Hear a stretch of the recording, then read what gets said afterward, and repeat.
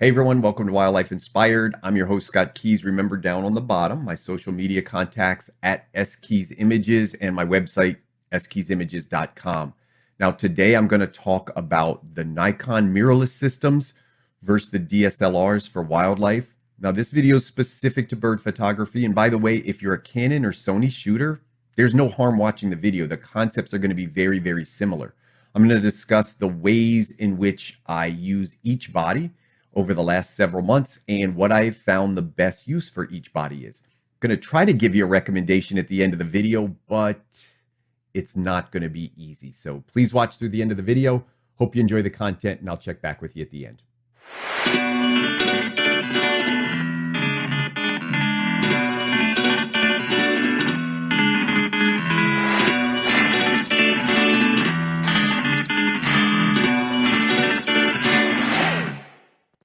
All right, so let's get into this discussion about mirrorless versus DSLR, specific to Nikon, and the bodies I'm going to compare to are the bodies that I've used. So I don't do the technical analysis. This isn't about like compare this sensor to that sensor, dynamic range, and I'll mention it, but it really is just going to be about hands-on, what works and what does it work for.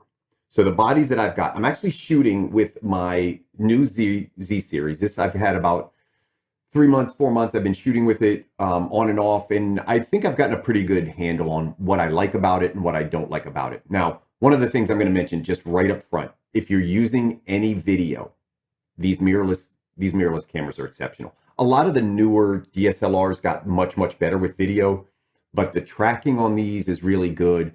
The Z6ii, which is the model that I'm using to record this with, got great dynamic range. It's a good low light sensor, so it works really, really well for video. And because I don't need tons of megapixels for video, a 24 megabyte sensor is really ideal. So this is the camera I'm shooting this video with, which is why it's not here on the table. Now, the other cameras I've got a D500 body, a D4s. I have a D850, which is actually out for repair. That is my go-to body. That has been for the last 2 years. Phenomenal body. I absolutely love it. So what I'm going to do is tell you about when I'm using these DSLR bodies versus when I'm using the mirrorless, what are the advantages and disadvantages? And I'm going to do it specifically for birds, but the concepts are going to apply to whatever type of photography you do. There are some huge advantages to mirrorless, but there are a few downfalls specifically with Nikon that I just don't think they've caught up with yet. I'm talking to people that own Sony, people that own Canon, and they're loving these new generations of their mirrorless. The latest generation for Nikon, these Z6ii and the Z7ii, I just don't think they're quite there yet. Now, what's the difference between 6 and 7? 7's a high megapixel camera, Z6 lower megapixel, probably better in low light. If you look at the the videos out there and some of the charts, they'll tell you that the Z6ii is a very, very capable low light body. That's actually why I bought it. So in addition to video, it has better low light capability. In fact, the sensor, the reason I used to use this D4s primarily was because it was a great low light body and great dynamic range. But the sensor on the Z6ii, I would say, is on par with this and rivals the low light performance. You can go out and look at that online. I do believe I researched that a little bit when I was looking at these cameras, and they were pretty comparable. So I don't think you're going to see much of a difference in low light performance from the best low light sensors that Nikon has to the Z6ii. So again, that's why I went with a lower megapixel body, because that's what I wanted. I kind of wanted to replace this D4s at some point, and this is what I'm going to do. So I'm going to run you through the 4 types of birds that I photograph, and I put them in general families. If you've ever watched my videos before, you know that I talk about songbirds, shorebirds, raptors, birds in flight, raptors, and waterfowl, or ducks, geese, waterfowl. So that's what I'm going to go through. I'm going to go through each comparison and tell you which body style I like best for each of these types. So let's start with songbirds.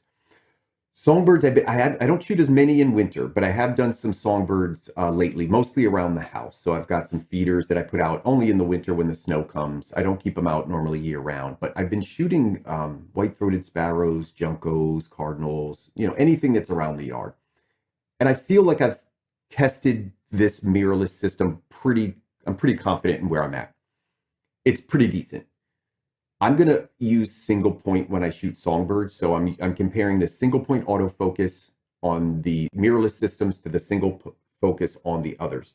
And I will tell you they're pretty close, but I don't think there's a better autofocus system than the 850 and 500. So I would lean DSLR here for autofocus. However, the advantage that the mirrorless systems have is if you are shooting close. So if you're shooting a shorter focal length and you are comfortable that you can get 8 to 12 feet, that shutter sound from the DSLRs could be a problem. Even in quiet mode, they're not quiet. The mirrorless bodies have a silent shutter. They use an electronic shutter.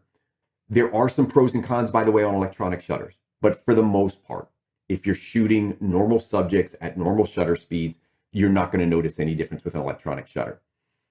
The advantage is it's quiet. It's actually silent. So if you're that close to songbirds that you're worried about shutter noise, then definitely the mirrorless has an advantage. So am I going to switch to mirrorless for songbirds? I actually don't think I will all the time, but there are a few scenarios during the year where I do get very close looks. Typically in the fall during migration, I have some spots that work out really well for close photos. I will probably use my mirrorless for those situations. The other situation with songbirds, and it's really for anything that involves the electronic shutter, is going to be the use of wide angles. Wide angle, if you set up specifically like a feeder type situation. So if you've set up a feeder, you've got some branches up, and you can now go with a shorter focal length up to and including a wide angle lens, but you're going to be very, very close. Let me put an image up here. This was shot with a wide angle. Can't remember the exact, it might have been 30, 35 millimeters, but I was only about 8 inches away. And because the silent shutter was engaged, that electronic shutter, the bird just stayed. So huge advantage with that silent shutter if you're doing remote triggers, anything wide angle, even if you're shooting mammals or whatever, it's definitely a huge advantage. So songbirds, I would say I'd probably err on the side of my old DSLR still, but if I'm worried about being close, I'm going to go with the mirrorless in the future, and I've done that. All right, let's talk about shorebirds. Shorebirds, here's where it starts to get interesting with shorebirds and waterfowl. They're very similar because perspective is one of my fundamentals. So for the most part, I'm going to get as low as I can with both shorebirds and waterfowl, and here's where the mirrorless has a huge advantage. With the DSLRs, and I'll just grab my 500 here for comparison. It's got a flip screen, so you can see the flip screen here. Here's the problem. It sucks. It's a live view focusing, which is different than the focusing system that's engaged through the viewfinder. So when you engage this live view and you're using this to focus, it is extremely unreliable. I've shot this D500, D850 total of 4 or 5 years now, and they're both the same. They both stink. You can't do it. What you can do, now let's pretend this is my mirrorless body. I can get in the same position, and the autofocus on the mirrorless bodies is going to be the same, whether you're using it through the viewfinder or you're using this flip screen. You can touch screen to focus, which is nice, but not necessary. And the tracking on it is pretty good. It's not great. It will occasionally track from the head to the tail. So if you're on a shorebird or waterfowl, sometimes it wants to drop off. So I've been using it in single point. If I'm close and I think I can just really nail the eye, I'll stay in that single point focus. There are tracking systems available. I'm not going to do a video on it, but they're out there. So if you're interested in the tracking systems, you can watch it, but I have not had a ton of success with it. I have used it. I'm not against it. I probably will use it in the future, but for right now, I have found that just a single point, and I'm going to try to keep focus on the eye. I also tend to shoot a very shallow depth of field. So if I can shoot at 2.8, I actually shoot at 2.8 with my 400. And sometimes I just need to make sure that I get that focus dead on the eye. So huge advantage. And here's why. I can now use this flip screen and I can get the camera low in areas that I couldn't normally get low. I've actually used this sitting down with this on my lap, just looking straight down at this flip screen and been able to focus perfectly and track and do everything I needed to do. I could not do that with my DSLRs. Now that goes for both shorebirds and waterfowl. Shorebirds, typically I can get low. So if I'm shooting shorebirds today, if you said, hey, pick one body, I'm probably going to take my 850 out there. And if I wasn't sure that I could get low, I would probably take the mirrorless. And you're going to start to see this theme. I kind of go back and forth and say, well, if I'm doing this, I'd use this. And if I'm doing that, I use that. And that is going to be the theme that runs throughout this video. Other things about shorebirds is sometimes you will be lucky enough to work at close range. So again, if you think you're working at close range, or you know you've got a great spot where you're going to get close, and there are a few spots that I've got where I know I'm going to get super close to the birds and I don't want to scare them with the shutter, then in those situations I might, again, opt for mirrorless. But because I like the autofocus on the D850, personally I like those extra pixels, I would probably shoot the D850 for shorebirds right now if I had to. But again, if I couldn't get low, I would always choose the mirrorless. Now, let's move to waterfowl. Very similar concept, but here's the huge advantage with waterfowl. If I'm shooting waterfowl, 100% of the time, I'm taking the mirrorless. Always. And there's two reasons. One, that silent shutter is huge. I have a saying that ducks are assholes, and I stand by this saying. They can see and perceive and hear even the slightest movement and the slightest sound. And I can't tell you how many times I would have a duck coming close, and I'd wait, and then I'd hit the shutter, and not always flushing, not always spooking out of the area, but just turning around and slowly drifting away. I'm going to show you a couple images that I took this year recently, and these are, some of these were at minimum focus, silent shutter, low angle, and under camouflage, no idea I was there. Can't swim right past the lens. And a couple times swam in too close. And for the 400, I think I was shooting the 500. That means it's inside like 11 feet. So very, very, very close for waterfowl. The other great thing about these flip screens is it allows you more flexibility when you're in the water or along those shorelines. A lot of times at shorelines, you can't get flat. There might be rocks or something. So you might be up here. I can drop this camera down to water level or close to water level, and I can shoot by looking down at the flip screen. If I've got waders on and I'm in the water and I've got to use the live view, I'm bending down here, and you run a really good chance that water's going to come into your waders. So most of the time when I'm shooting waterfowl, average scenario, I'm in the water or on the water's edge. I've got this as low as I can get in that water comfortably. If there's, waves or wakes, I got to be a little bit more careful. But flat water, I'm down 2 inches off the water if I can be. And I just pop this screen up and I'm just looking down and I'm tracking through that flip screen. So huge advantage.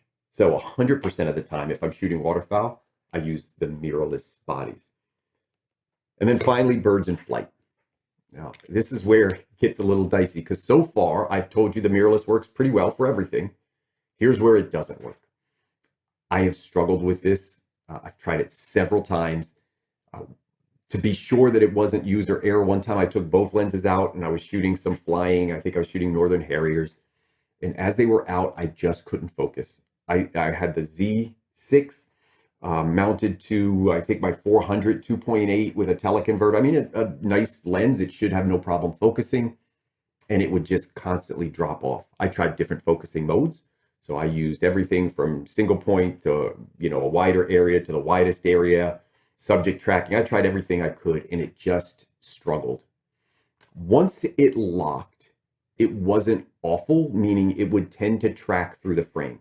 But once it dropped off, it was slow to reacquire and had just that really tough time locking focus.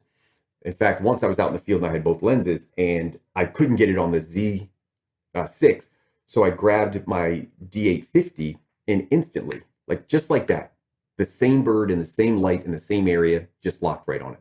So if I'm shooting birds in flight, I generally am not worried about shutter sound. So typically we're not inside 12, 15 feet with birds in flight or raptors.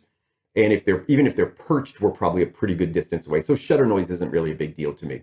So 100% of the time with birds in flight, I'm going to shoot either the D500 or the D850, basically because the autofocus system is just that much better to me.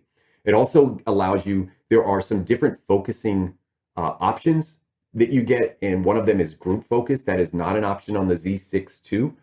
As of now, just by the way, it's February 2021. Firmware can change some of this stuff, and certainly they'll be releasing new models. So what's relevant today in 6 months may not be as relevant. But I love group focus for birds in flight. I know a lot of people have different opinions on this, and you can watch different videos on birds in flight. You're going to hear different things. I love group focus. So that's what I tend to use, not all the time, but I tend to use that one. So for that reason, the autofocus, and I'm not really worried about sound, 100% of the time I use a DSLR. So you're saying to me, Scott, you're not really helping me because I need to know, do I need to sell my DSLR and buy a mirrorless, or do I just hang on to my DSLR? And here's what I'm going to tell you. It really depends on what you do. If you shoot exclusively birds in flight and you don't shoot any waterfowl or very little, I would say stay with your DSLR. I don't see an advantage to go into a mirrorless system right now. If you shoot primarily waterfowl and shorebirds and very rarely shoot birds in flight, then I would say, and songbirds, again, it's kind of a toss up between them. I would say you could probably sell your DSLRs and go mirrorless right now. What if you like to shoot it all? Well, here's what I'm going to tell you. You got to get both. And it's not a great answer, but I think if you have a D850, a high megapixel camera, then maybe pairing it like I did with a Z6ii, a low light sensor, not as many megapixels, but a low light sensor, then it gives you really incredible flexibility. You've got the best of both worlds. You can shoot everything, and you've got one that's a great low light sensor as well. With my glass, I am all f-mount lenses. So I'm using the adapter, which I have not had any issues with. I don't think the reason for the autofocus issues does not appear to be the adapter, because I've actually read a lot about that adapter, and I think the adapter is just basically an extension tube. It's not really changing the functionality of these lenses. It's just adding some space. So if you have any comments on this one, feel free to drop them down there. Again, this isn't a technical piece. I'm not going to go into that. There's hundreds of videos about technical specs and whys and wheres. This is practical.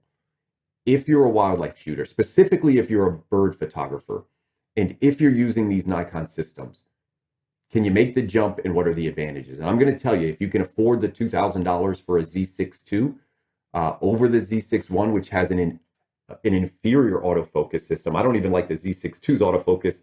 The Z6i is supposedly not even as good as that. I would probably say, you got to figure out what you want to do. So if you want to run the gamut and shoot it all, you got to get both bodies, to me, to have the perfect setup. Well, I wish I could tell you exactly what to do, but as you can see, it really, to me, depends on what you're shooting and maybe even the style that you shoot. The advantage of the mirrorless system is really just that electronic silent shutter can be a game changer for wide angle work, close work, and then for waterfowl.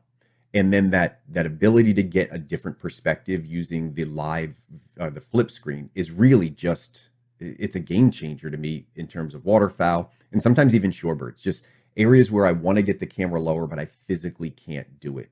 So definitely something to consider. If you're using in those scenarios, definitely something to consider. If you're primarily shooting birds in flight, again, I would just ride out your DSLR, because I think if you've got a reliable camera, again, D500, any of the pro bodies, the autofocus systems are just really, really good in those cameras. And I think you would be very disappointed trying to shoot birds in flight a lot with one of the new mirrorless bodies by Nikon.